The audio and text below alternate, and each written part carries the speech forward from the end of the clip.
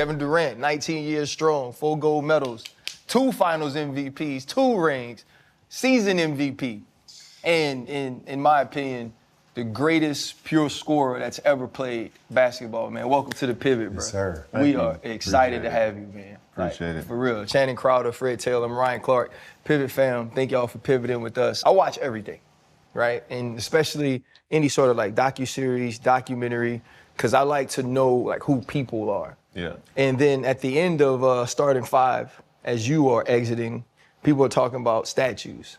And you said, but with me, they're gonna get the good, they're gonna get the bad, they're gonna get the ugly. So many people curate this sort of facade of perfection.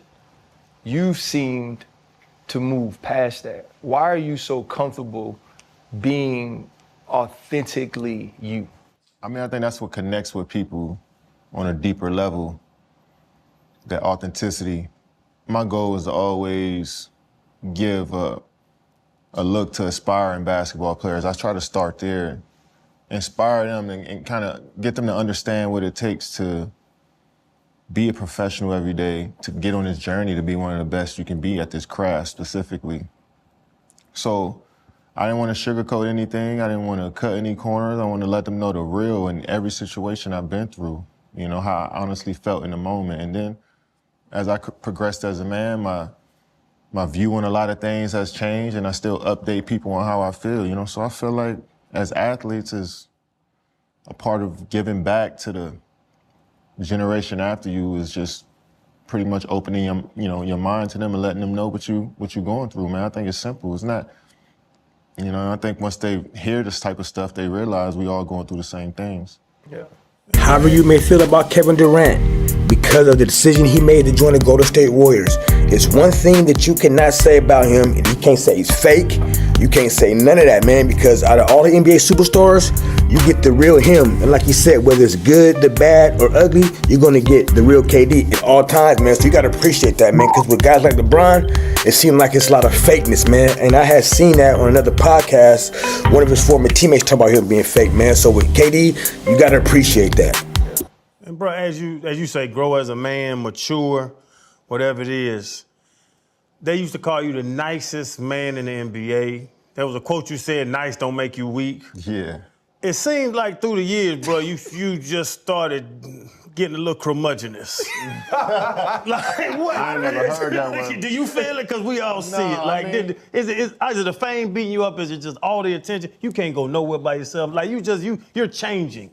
Nah, I feel like people's reaction to me has changed more than I've changed. Obviously, we're gonna grow and learn from experiences and get better, but hey, Channing ain't even lying. Hey, KD changed when he took that criticism from Golden State. That's when he changed, because when he was with the Thunder, he was a nice guy, remember? But as soon as he went to Golden State and started getting beat up verbally, that's when he changed. I'm just responding to your reaction to me.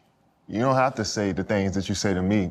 You know, and I probably wouldn't respond. So when people question what I do or how I act, or I'm just giving them the truth on how I feel. But they don't have to ask me these questions. I wouldn't even, you know, I'll be quiet and, you know, and chill and do my thing. But a lot of people want to know what I'm going through and how I feel, and I just keep it real. I wouldn't say that I've changed. I just been more honest in my feelings. Before I was more scripted and didn't want to ruffle any feathers or piss people off, or now it's been more accepted that we can talk as athletes and, you know, give our perspective, and it doesn't look like we're not focused. You know what I'm saying? It's just a part of the deal now. So I just try to be real as I can about how I feel. KD, before all of the fame, the attention, you know, that we don't always ask for, take us back to Seat Pleasant, PG County. Yeah, I know that part. Yeah. What was Lil KD like, man? Yeah, I mean, I was just like any other kid looking to get outside, get my feet dirty as a youngster, just wanted to be amongst the community, and I think that's how I found the game of basketball, just leaving the front porch and going to play with my friends down the street. And I think that's what the love of sports came from. And, you know, I come up in a community where everybody plays every sport. You know, we had people who make it to the NFL, NBA, MLB come from my area, so you hear these stories and you get inspired and want to do the same thing. So I'm just grateful. And not just black athletes, for any young athletes to be able to just focus on a positive and you see people that actually make it where you from, and you take that and you use it as fuel and motivation to get out of your situation and to make your situation better for you and your family, hey, that's focus, determination, motivation, dedication, all kind of cations. So I'm just grateful I grew up in that region. It's a thriving community, but also a thriving black community too. So there's a lot of success in the black community coming from there. So I've seen a lot of great things, man, and that inspired me to be what I am today. So that region specifically is the reason where I am today. You know, you said that basketball saved your life.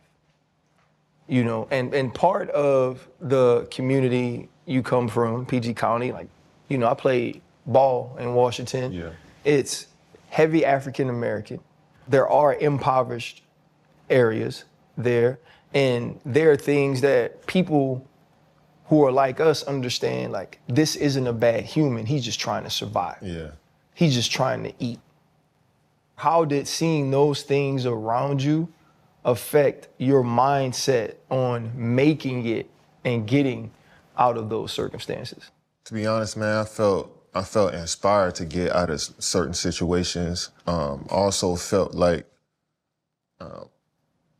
that's the core and foundation of who I am. Those people. I'm gonna tell you right now what inspired KD to get up out that situation. Seeing his mom going to work every day, working probably 2 or 3 jobs, and still probably barely having food on the table, bills paid, living check to check, mayonnaise sandwiches, getting up in the morning, seeing no food in the fridge, getting up in the morning, probably seeing roaches, might got some mice in there, you in DC, it might be rats, all that, going to school fighting, seeing kids bringing guns to school. That was the motivation of KD getting up out that situation, I guarantee you. Not just that, but that was more than half of it. I am those people who've invested in me as a kid, who's still in those neighborhoods, who invest in other kids around that community. They helped raise me as well. But it wasn't like necessarily just leaving my community, but I just wanted to experience the rest of the world. And I think that's what happened in my community.